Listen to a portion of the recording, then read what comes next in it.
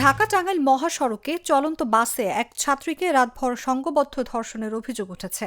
এই ঘটনায় বাস চালক, হেলপার সহ ৩ জনকে গ্রেফতার করেছে পুলিশ।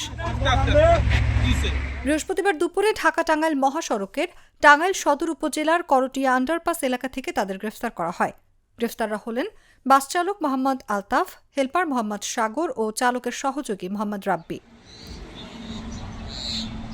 এ ব্যাপারে এলেঙ্গা হাইওয়ে থানার ভারপ্রাপ্ত কর্মকর্তা মোহাম্মদ শরীফ বলেন, বুধবার দিনগত রাত 11:30টার দিকে মিরপুর সরকারি বাংলা কলেজের দর্শন বিভাগের এক ছাত্রী ঢাকার রেডিও কলোনি থেকে আশুলিয়া যাওয়ার জন্য সাভার পরিবহনে ওঠেন। বাসে তখন 2 জন যাত্রী ছিলেন। পরে যাত্রীরা নামার পর ওই কলেজ ছাত্রীকে জোর করে আটকে রেখে সঙ্গে থাকা স্বর্ণালংকার, টাকা ও মোবাইল ছিনিয়ে নেয়।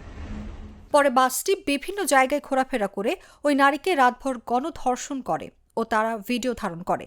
ঢাকা-টাঙ্গাইল মহাসড়কের ঢাকাগামী লেনের করটিয়া আন্ডারপাস এলাকায় মহাসড়কের উপর দাঁড়ালে হাইওয়ে পুলিশ বাস থামিয়ে জিজ্ঞাসাবাদে ঘটনা জানতে পারে।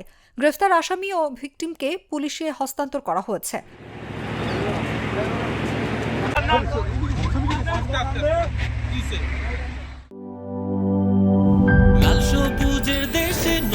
রঙের বেশে ঘরে বাহিরে সাজানো বলকে রেইনবো রেইনবো রেইনবো পেইন্টস রে সাশ্রয়ী দামে দেয়াল রাঙায় রেইনবো সবার রং সবার ঘরে rainbow Rainbow Paints, the color of joy.